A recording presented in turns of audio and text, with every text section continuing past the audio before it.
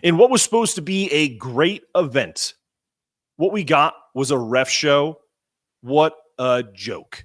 You're Locked On UConn.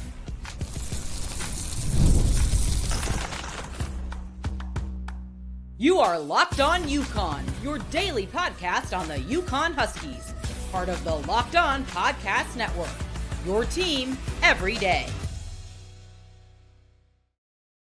Thanks for making Locked On UConn your first listen every day. We are free and available wherever you get your podcasts and on YouTube, part of the Locked On Podcast Network, your team every day.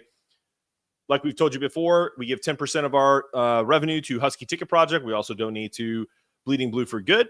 Hope you guys can contribute to that as well. And hopefully you're contributing to the NCAA to get better refs for the rest of the season. That would be a fantastic endeavor if we can do that. It's been like this for a very long time. Just wanted to give you guys a heads up. I am about as pissed off as you could possibly imagine. And I've pretty much alienated my entire family for the last 2 hours, 3.5 hours, whatever, how long this game was, because we had to endure the referees essentially driving Dan Hurley crazy, driving our players crazy, driving our fans crazy, myself, and I'm sure many of you. I'm going to save everyone some breath. If you come on this show and you talk to me about how Dan Hurley can't get a technical in that situation, get the fuck off my show. I'm just going to tell you that right now. If that is your attitude, you didn't watch this game. If you think that UConn is the team that fouls more than anybody, this is not the show for you. Or you can come on and challenge me, but I'm not going to hear it. I'll listen to it. I won't agree with it. You can't tell me that a disciplined Dan Hurley team fouled more than a Penny Hardaway team full of all new transfers. That the team that was more aggressive to start is the team that was rewarded with a better whistle.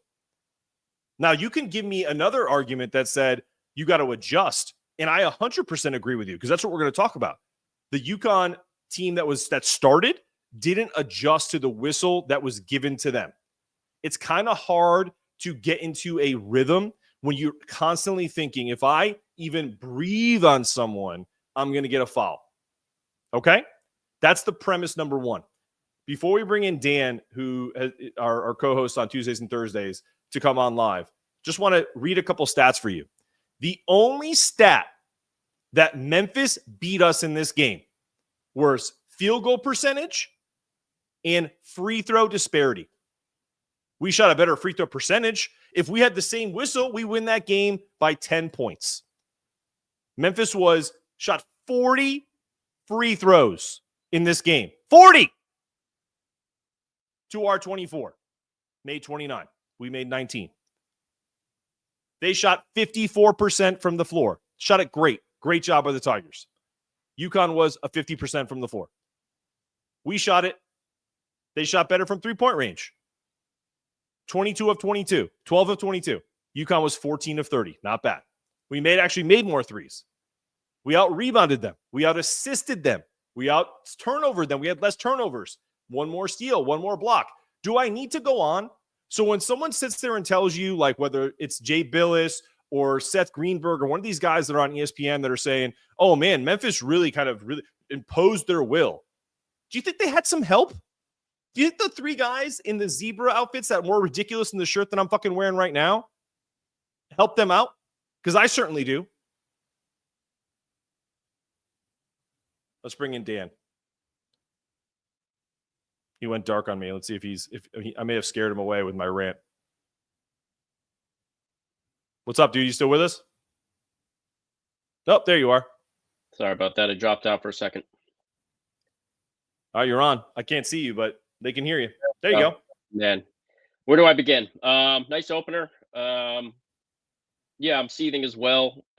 You covered it with the refs and that whole debacle.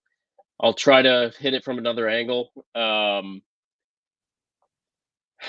early fouls, again, remain an issue for this team, for Samson Johnson. I thought some of the calls were a little ticky-tacky to start. Dan Hurley was in the referee's shirt from the first minute of this game.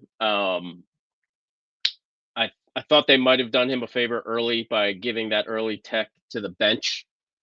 That ended up probably hurting us later because they save a technical foul. They compound the terrible over the back call in overtime on Liam McNeely with the most untimely technical foul you could possibly imagine. I'd like to say that we deserve better as fans. We got a hell of a game, but forget us. Forget us. The players deserve better. Forget us. Who gives a shit about us? The players deserve better. To call a foul in that situation was horseshit. And I don't want to just be a complainer and a homer by crying. I don't care. Anybody in the comments that are talking about that we're crying, boo freaking who. The stats are the stats. I watched that game for almost 3 hours from 2:30 to like 5:30. Okay, guys. Yep. This was not oh man, we just got a really rough whistle. This was a completely lopsided game. You cannot tell me otherwise. It's a joke. All right. I'm going to run down some of my notes that I have just from the first half. Hurley, like we said, started super hot. He was lambasting the refs less than 5 minutes into the game. Another early 2 fouls by Samson Johnson. This is becoming all too familiar. By doing this, one of them I thought was ticky-tack, but it is what it is. He consistently puts himself in these tough situations where he makes the ref make a call. And when you're reaching 18, 20 feet from the basket, you're going to put yourself in bad position. He gets yanked early and then puts a ton of pressure on Terrace Reed down low, who ends up fouling out later in the game. So, that's a kind of compounding effect that Samson Johnson's fouling issues are extending down to his backup, Terrace Reed, who will probably be starting soon. Solo Ball also picks up an early 2 fouls in the first 5 minutes. I thought that hurt us as well because it puts more minutes on Aiden Mahaney. The Aiden Mahaney experience is not working. He's inefficient. I think there's been a few situations early in the season here in multiple games where he is not trusting the process of continually moving the ball. I think we've had some issues some of these guys are being too passive, but I think UConn is never going to have an issue where they're running out of shot clock. They're always going to just keep moving the ball and you'll get an open look. Mahaney is settling too early in the shot clock with 10 seconds left, taking contested twos with a taller guy in his face, and they're not going in. He's inefficient thus far throughout the season, and he's a liability on defense. Again, Solo picking up 2 early fouls doesn't help that situation. But I thought Terrace Reed was awesome. Again, comes off the bench, another big double-double, 20 and 10. There's a couple instances where I thought his recognition was really strong in some points where and credit to Memphis all night. These guys took it to UConn all night. Incredibly aggressive. I agree. On-ball defense was fantastic, forcing the issue. They shot the ball well. A lot of good shot making on their end offensively. I thought Terrace Reed's recognition, realizing that there was no open cutters, he just backed his guy down like Adam Sanogo, and I thought his recognition there was really good. He was awesome again tonight. The unfortunate foul out, but again, this was a lot of chippy, ticky-tack calls. Game went to overtime. I'm not surprised to see some foul trouble. Caravan was great again. A lot of great decision making. Stewie, great first half. I think he doubled his career high in points in the first half alone. Unfortunately, didn't get to see a lot of him in the second half as things got close. Yeah, that was the first half for me. I'll let you kind of chime in. No, look, after I just got my initial rant, because this is for people in the chat that are like, oh man, blaming the refs is lazy. You know who says that? Radio hosts who are afraid that someone's going to call them up and say, I don't want to advertise with you anymore because you're blaming people versus the team. Listen, could UConn have played better? 100%. Did Memphis play really good? Yes, they played very well. They shot better than us at times. They had elite guard play. Tyrese Hunter was a absolute baller tonight. PJ Haggerty is a flopper. And I'm going to show you something before we even get to any of the callers, okay? Because I got this video sent to me. Let's see if I can find it. It's on my desktop here. This was a foul called on Terrace Reed. Show me where it is. Let's see if we can get to it. Watch it again. kicks him in the shin, and that was a foul called on Terrace Reed. Let's watch it again for all those who are like, oh man, this is blah, blah, blah. That was a foul on Terrace Reed. What minute was that at? I honestly, it was in the first half. I think, or it might have been early in the second half. Regardless, there were much more consequential foul calls. It is unconscionable what they did out there today, to the point where Dan Hurley has been in a good place where he hasn't lost his mind like he did tonight, because he knows that he can and he can go to that dark place. But guess what? Today it was absolutely warranted, and I have no issue with it whatsoever. And here's why. When a coach doesn't even want to hear your explanation as to why you got a foul. There was a point in the game where I'm watching my TV. It's a huge TV, crystal clear. Dan Hurley looks at the ref and says, "Get the F away from me. I don't want your explanation." Yeah. Dead heard enough at that point. Ass serious. Give me a they break. zoomed into him late in the overtime period. This is after, and again, you can only complain so much until you have to start laughing. He deserved it, but that's okay. He tried to get teed up early in this game, and they would not give it to him. They wouldn't give it to him, and to swallow your whistle and give that much of a verbal leash to a coach, they're trying to do him a favor by not teeing up, but he wanted one. He wanted one late in the fourth, the entire second half, the entire game. He was asking for it, but to hold your whistle that late and then compound an already bad call on the over the back by Liam with a minute to go in the game, to call a tech after the guy that I'm not even going to call it soft. It's just terrible. They zoomed into Hurley after that, and he just looked straight in the ref's face and said, "You stink. You stink." You're a and joke. That's all I said. You're a joke. Yeah, a bunch of times. it was rough. Let's right. again. Let's get some people in. Yeah. We got some folks in. I'm gonna go. This is the order. You guys are all in here. We got Ross, Bernie, Silky, John, and Maz. That's the order. What you got, Ross? You've been waiting the most. Yeah. Hey, man. Can you guys hear me just well? Yep, we hear you just fine. Excellent, man. Hey, I'm not going to pick up on any of the points that you guys really had, because I feel the way you do is too. But I am a Civic season ticket holder for the Civic Center. And one of the things that I picked up early in the process against UConn is, we just non-elite guards kept taking us into the paint and finishing. And you just kept seeing that over and over again. I was like, this is a fucking problem, right? And now you go up against truly elite guards who can shoot lights out, dribble, drive, step back, hit threes, ridiculous, and they put pressure on us all night. Now I can say the refs freaking jobbed us, and that's real. But Memphis kicked our ass. I want to end it this way, just as a comment. Of the games I've seen at the Civic Center, I didn't really see a team. I saw some talented dudes out there that had some spark. All right, they're out there on the court. But tonight, even despite the fact that we just got had, right? We played our asses off. And I saw people's shoulders drop. And nevertheless, members of the team picked themselves up. When we fell down, someone else came off the bench and made it happen. Tonight, despite the loss, I really saw that grit. I like where we can go. And Reed, oh my God. Now that was a surprise, guys. An absolute surprise. Terrace Reed was incredible tonight. That's the key, the glue that I think we're going to need to build off, because those other pieces are going to come in. I'll pause, guys. Appreciate you, man. Good comments. I really I'm going to drop you off, man, because we got a lot of people waiting, but I really appreciate you, Ross. I appreciate you, getting season tickets to Hartford. That's cool. No, great comments. Honestly, I agree. I think on the positive side, I think we found that two things, one positive, one negative, is Terrace Reed is that dude. It's not that he was just dominating younger guys or smaller guys when they would switch, but Cisse is a big dude. Forget the other dude's name that Samson pushed but he essentially dominated the paint and got anything he wanted. And I thought they went to him a little too late, but also that's part of that slow down offense that goes with it. All right, let's get Bernie in here. What you got, Bernie? You're muted. Hello. Can you hear me? Yes, sir. Go ahead. Okay. Just a couple of things. Number one, it's the 5th game of the year. Okay.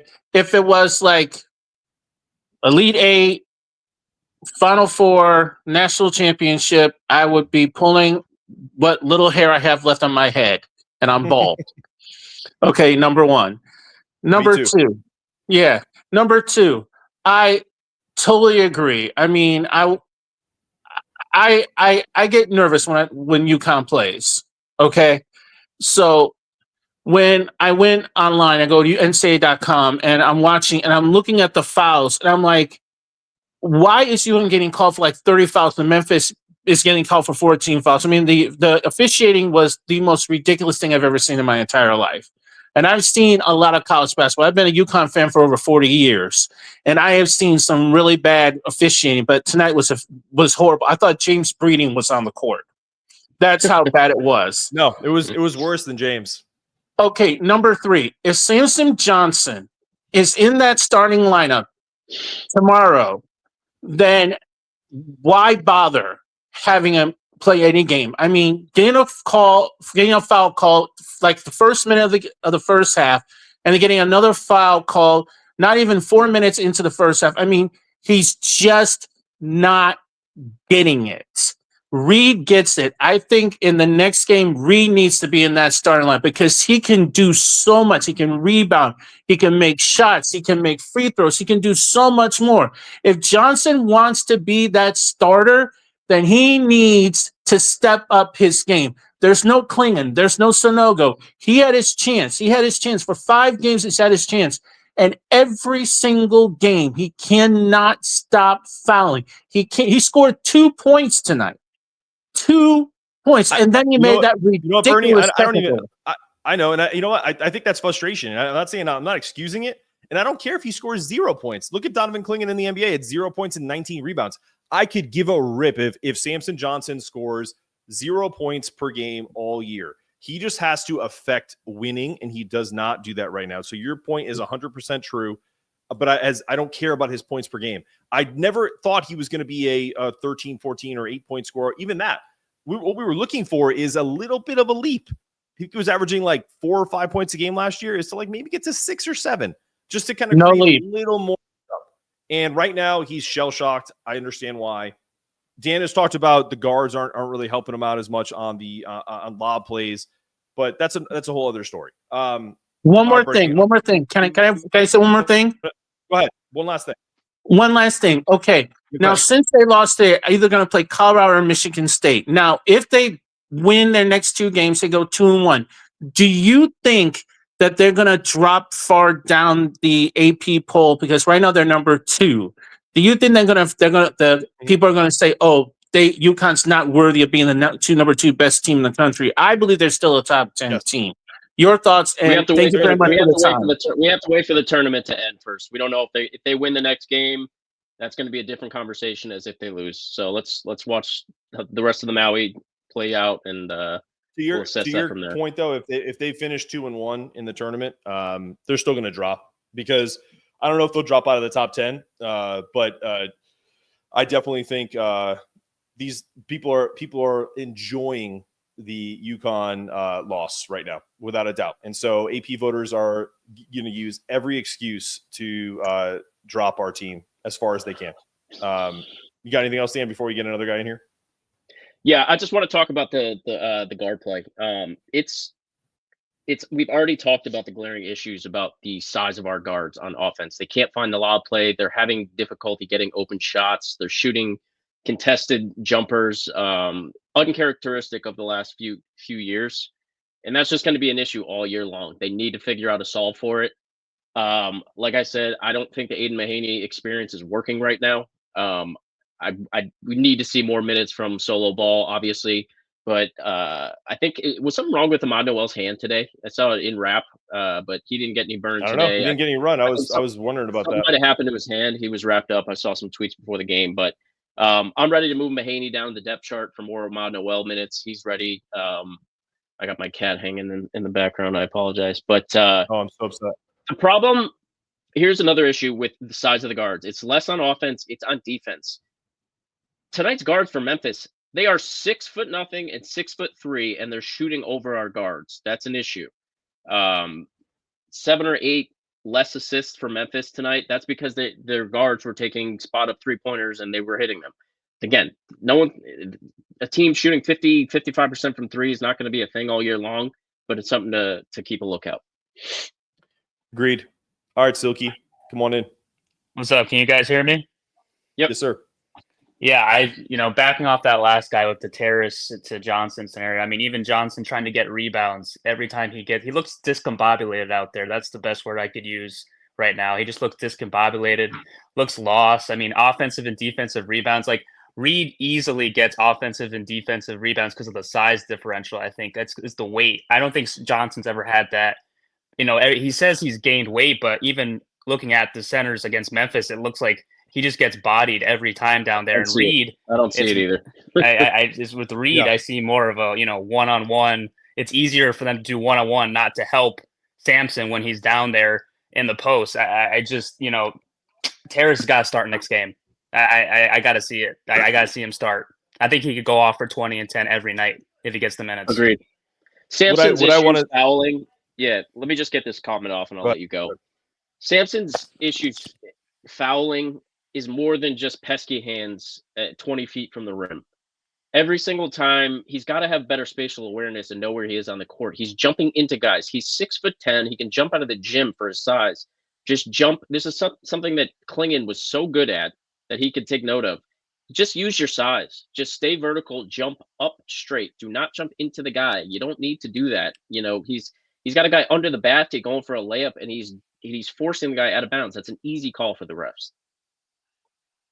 Agreed. So you got anything more for us, or I'm going to get? The guard play. It sucks to not have Tristan Ewan and Stefan. We had a luxury over the past few years of having 6'5" and 6'6" guards, and now Mahaney and Solo Ball 6'2", 6'3". It's a little different. We have a similar size matchup instead of having everybody be bigger on the court from Klingon to Castle to that was.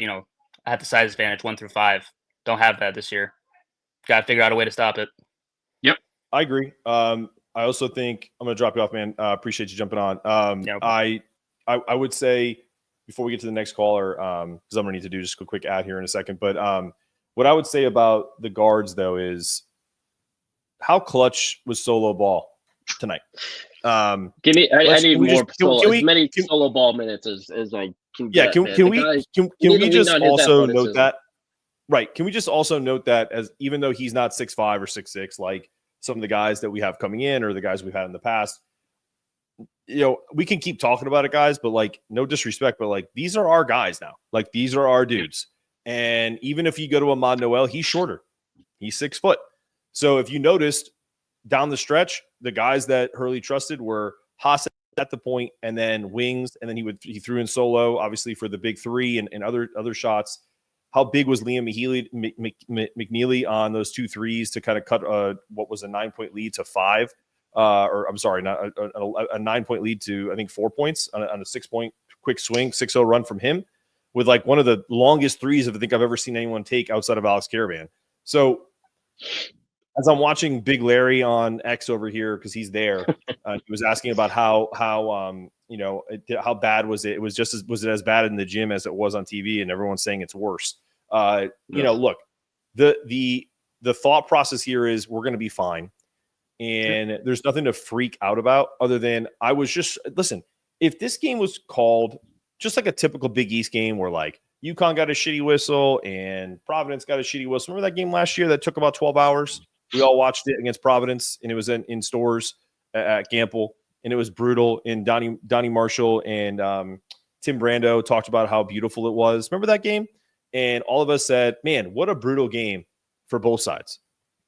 That's the difference. Is like when you watch bad officiating, you can see it on both sides. And don't get me wrong, there were some bad whistles for Memphis, but the whistle tide swung towards Memphis from the start. And that was how it flowed for the majority of the game. And that's what marred this situation and me watching this game. You can call me a baby. You can call me a not serious, whatever you want to do. Call me lazy. I don't give a rip. I already said what I had to say. But the bottom line is, before we get to the next caller, is we're going to tell you about FanDuel, and then we're going to come right back. Just kidding. Not yet. How about now? Where's FanDuel? Where are you at, buddy? There you are. All right, let's go. All right, my good fans at FanDuel. If you are a new customer, get ready to tackle NFL action with FanDuel, America's #1 sportsbook. New customers get $150 in bonus bets if you win your first $5 bet. That's FanDuel.com to start all in one place. If you didn't hear me first time, you get started with $150 in bonus bets if you win your first $5 bet. That's FanDuel.com to get started. Meh. All right, we're back. Oh, geez. All right, Dan, let's get you back in here, and then let's get the next caller. FanDuel can go away. Let's go to Maz. What you got for us, Maz? Hey, so you guys already kind of touched on what I wanted to talk about, but I keep telling myself that you can't compare this team to last year's team, right? It's just not fair for our own psyche or for the players on the court. But B, just for podcasting's sake, and this may sound a little crazy, but given that our guards are not that skilled and they're small, do you see a scenario where Hurley could ever just say, listen, we're going to roll with essentially forwards as guards and just go with the biggest, tallest, longest, most athletic lineup we can and kind of just minimize the guard play of like a Mahaney? Maybe. I think that's something he's talked about and he's hinted at. He's trying to hold off, I think, for doing that for as long as possible. You hinted that when Jay Ross missed the first game and that, if it wasn't for him, he would have started tonight and all that stuff. But, he's talked about, they're going to tinker. They're going to tinker for a while, guys. Like, this team is not done figuring out their rotation. One caller, or guy who jumped in earlier was talking about he didn't see a team, and the guy that's our season ticket holder at the Civic Center. I agree with that, man. Like, this team is not cohesive yet. And what's crazy for a team that's not cohesive? They literally rallied from 13 down with 4 minutes to go and took a 4-point lead into overtime. And Memphis did not back down. I have to give credit there. This team, Memphis, could have easily folded after getting their hearts broken with Solo hitting like a 27-footer to tie the game, and they didn't. It was a good team building moment. That comeback, it was just a slow grind. I think started like 5 minutes left in the second half, down as much as 13, I think, and just a lot of composure. Again, this is a young team. They've got some veterans, don't get me wrong, but a lot of guys on the court late were, you got Liam McNeely, who was leading the charge in one of the huddles in overtime. Nice to see. But some of the tinkering, they've done it more so with the second unit as opposed to the first. I think we're going to see more significant changes going into the next game. They just have to start the game better. Everything that's happening in the first 10 minutes of the game is bleeding into the next 30, and it's affecting the scoreboard. It's affecting the whistle. I think at some point you just have to make some changes to try to negate some of it. Don't give the refs the opportunity to make some of these calls. We're making it too easy for them, and that's on us. So we can bitch and moan all we want and complain about refs, but we're putting ourselves into a lot of these situations, playing stupid. And I don't want to single out any one guy. It's a collective effort. This is a team, and they need. I'd like to see. I'm looking forward. I would guarantee there's going to be a significant change in either the starting lineup going into tomorrow's game, or when we get back and we're done with Maui. But to Maz's point, I want to see more of the wing heavy lineups. I'm fine. Caravan is totally comfortable playing at the 5. Terrace Reed has been a monster so far. I'd love to see him in the starting 5. I'm pushing Mahaney down the depth chart. I need more solo ball minutes, and I want to start seeing Ahmad Noel get some more burn, some of those Mahaney minutes, because he's just. I'm not here to pick on a guy, but he's playing inefficient, and he got hunted all night on defense. All night, he got hunted, and it's a problem. All right, Doug, what you got for us? Hey guys, thanks, Matt. I'll be kind of quick because I'm going to probably say a lot of things everybody else has already said, but gotta get it off my chest. So, agree, Tarish should be starting over Johnson. So I think that's a kind of a no-brainer. I would love to see a 3-man rotation. So have Ball, Ross, and Stewart to start and rotate those guys with, Caravan and McNeely on the wings there. and you saw towards the end of the game, when they got McNeely kind of open, he was hitting his threes, no problem. He was sinking them towards the end of the game there. So, they just got to keep looking for stuff like that. Hey, I was very happy with the comeback. I'm going to admit it, 4 minutes down, I was kind of like, we're losing this by 10. And they came back and, hey, they shocked me. And I was jumping up and down, it was good. And yeah, we just got to just keep trying to figure out how the refs are going to whistle us during the game, right?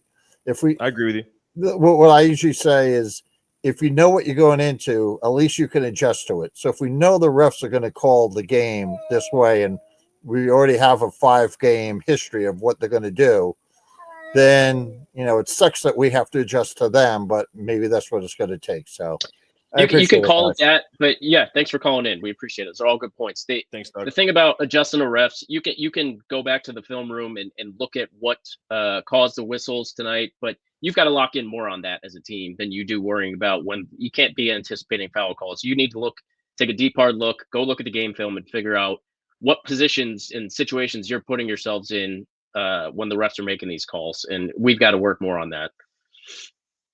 For sure. All right, Tyler, what you got for me, man? There he is. Yeah, all the content has been taken. No, it hasn't.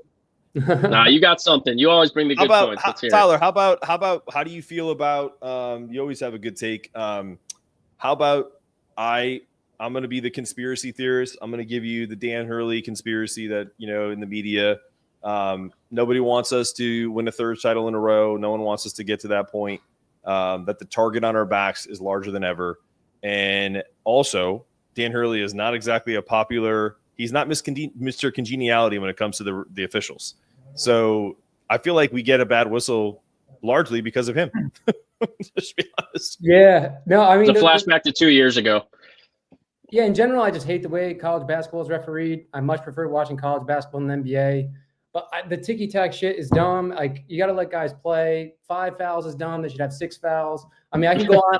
I can go on and lecture about all of it. But I don't know if there's a conspiracy. I think the whistle was bad. Like, yeah. But aside from that, there's glaring issues with this UConn team. And I don't know if I was necessarily defending Mahaney, but I wasn't quick in the first 4 games. But I wasn't quick to kind of like throw him under the bus. But it's very obvious, when him and Samson are in together, like right now, those are the 2 weakest links out of their top 9. Those are the 2 weakest links. Samson, if he's not, and I don't want to pick on these guys because these guys are both talented players, but right now we're not hitting Samson on his lobs, and that's how he makes our offense dynamic. If we're not able to do that, he becomes a real liability on both ends because he can't establish position down low. He's constantly out of position on defense and fouling. So he's a weak link right now. And starting, not starting, I don't really care, but I think both those guys are 10-minute guys right now. And I think Reed is a 26 to 28-minute guy. Like, the game changes when he's on the floor. Like, it's like night and day. And I think like when you had Samson Mahaney out there, I think Liam and Caravan are great rotational defensive players, but they cannot make up for Mahaney just getting picked on up top. And Samson is constantly out of position. The last few years, everything, the guard play, you can get beat off the dribble and funnel everything into the middle, and it would be it's fine. You got the positional length between the Klingon and Sonogo 2 years ago. Like, that's fine if you want to get beat off the dribble. It was almost the game plan.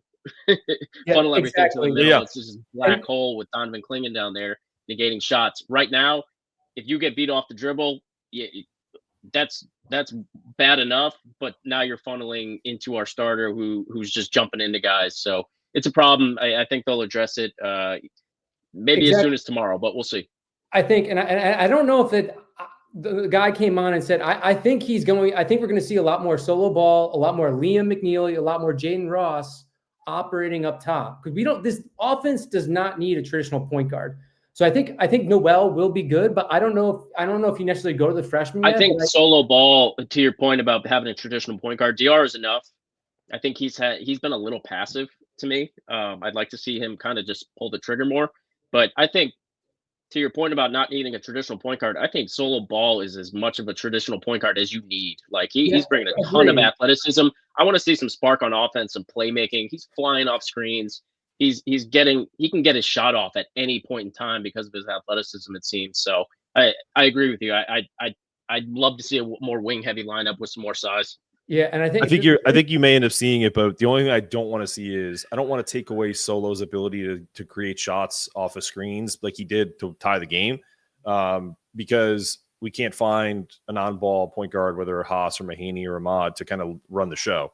That's my only concern. There's nothing to do with he can't do it. I just don't want to take away. I mean, I don't know if he's is going to be as dynamic where he's on the ball as he is off the ball. Like, because he's tough to handle off the ball because the way he curls, his footwork, his ability to get shots. Go ahead, Tyler. I think I see it more as just like rotational thing. It's not like Solo is going to take that role. I can just see them throughout the game. You got Liam, because Liam did bring it up 1 or 2 times, I think, today. Right. Yep. I can see Liam initiating offense, Solo, Ross. Alex is going to have to do that. I mean, that's something that, it's not like every play when DR is in, he does it, but you can just tell that Mahaney, he really did not look good. I think I know Dan wanted to get Liam more involved initiating the offense, but I almost think he's better served. I think Caravan more so should be doing that and facilitating than Liam right now.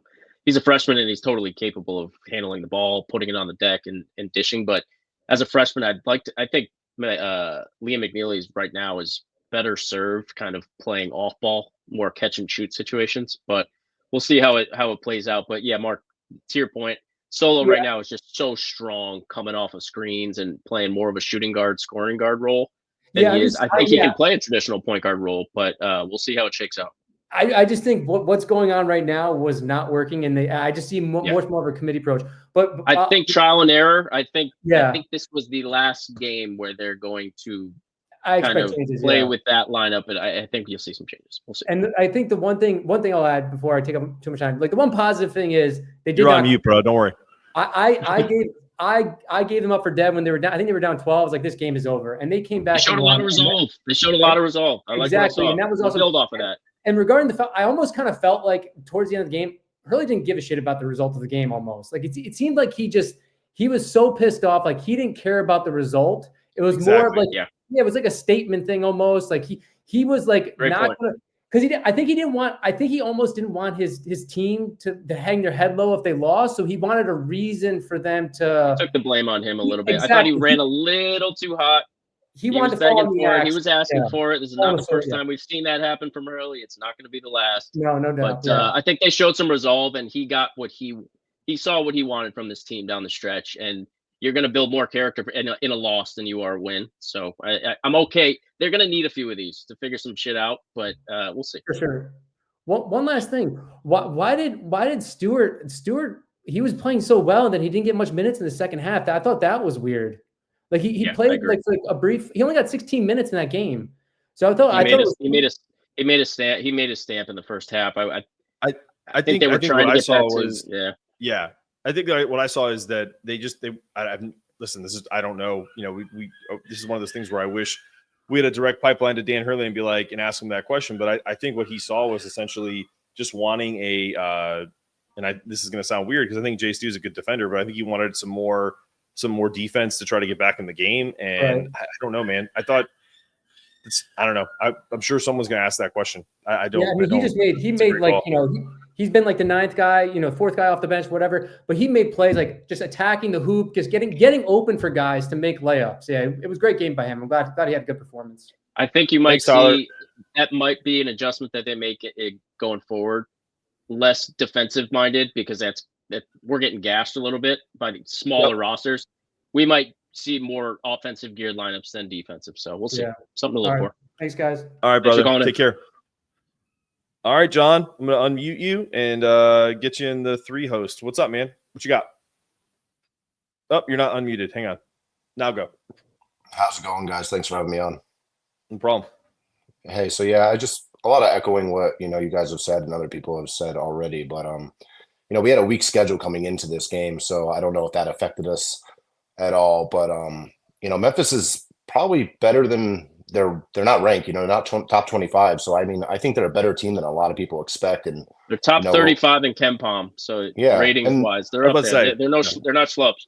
Yeah, and we'll learn this week. I mean, if they win out in this tournament or they, get another win or so, this loss won't look so bad, And I'm really impressed by the fight, that we had in the last 4 minutes of the game to come back. I mean, FanDuel they were plus 3,000 UConn to come back and win this game, and Really? they were out of it. Yeah, it was plus 3,000. I was looking at them. I have a screenshot of it actually, but yeah. So I mean, they really fought back to come back in this game, and I was really impressed by that. And they didn't roll over and die. So I think it sucks we lost, but I think overall, it was a good experience. And in the final minutes of the game, you saw a lot of emotion from the players and them kind of bonding together and stuff like that. Like McNeely was even like kind of holding Hurley back, and they were. I don't know. I felt like a lot of good is going to come from this, So I don't know. Good character building exercise. I think you do more in a loss like this than you do if you win. If you win, great, but they're going to be able to take a lot from the last few minutes of that ball game. One thing I thought, great exercise for the coaching. I can't remember the last time, and we're talking literal years here, where the coaching staff has to call up a last second end of game, got to have it shot. Play out of a timeout or a sideline play. They haven't had to call play. They haven't had a close enough game where they need gotta have it shot in the last 10 seconds of a ball game in literal years. So the solo ball play, you saw him hit it, so they called up a good one there. But we'll see what it looks like tomorrow and going forward. But any other thoughts?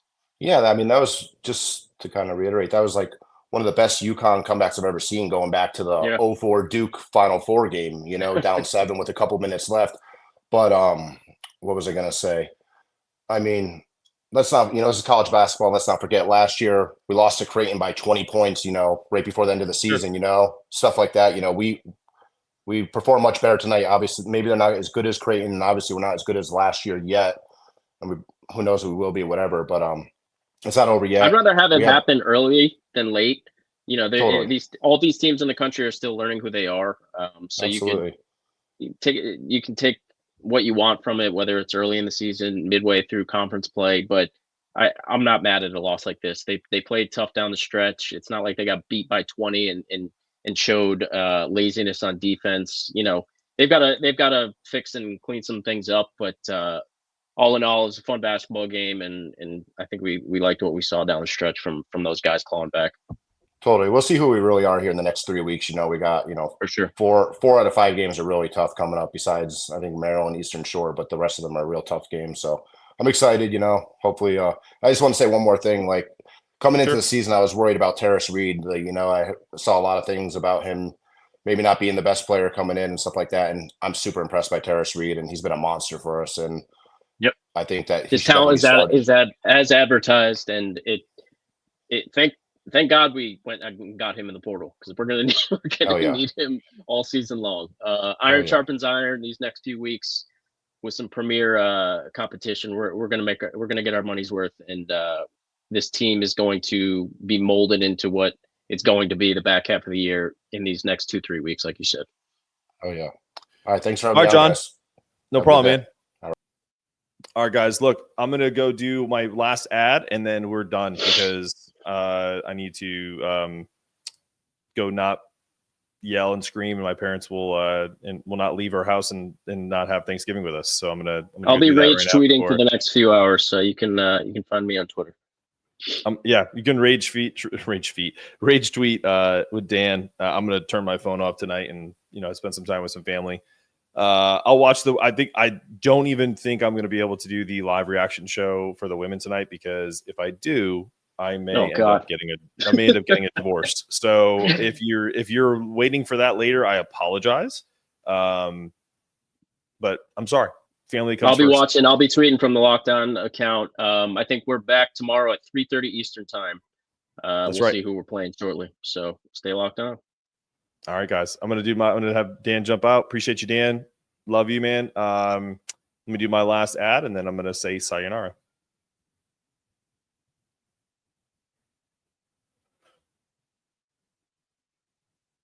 All right, what's up, guys? Game time. Let's get the ticker off so they can actually see the. There we go. Game time. our friends at Game Time. What do you get from Game Time? Well, as you guys know, if you're in Maui, like some of my friends are there, you didn't have a great time today, but you probably maybe had to get some seats for the package. But outside of that, if you're going to a game anywhere, you can find seats with the Game Time app. It's super easy, seamless. You get 100% guaranteed that you're going to get the price that you need, and they'll credit you 110% if you find a seat that's cheaper on any other app. That's crazy. So that's the kind of peace of mind that makes this app a must-have. Take the guesswork out of buying tickets. Download the Game Time app, create an account, and use the code LOCKEDONCollege for $20 off your first purchase. Terms apply. So what time is it? Game Time. UConn's back tomorrow at 3:30, and we will be back to cover it.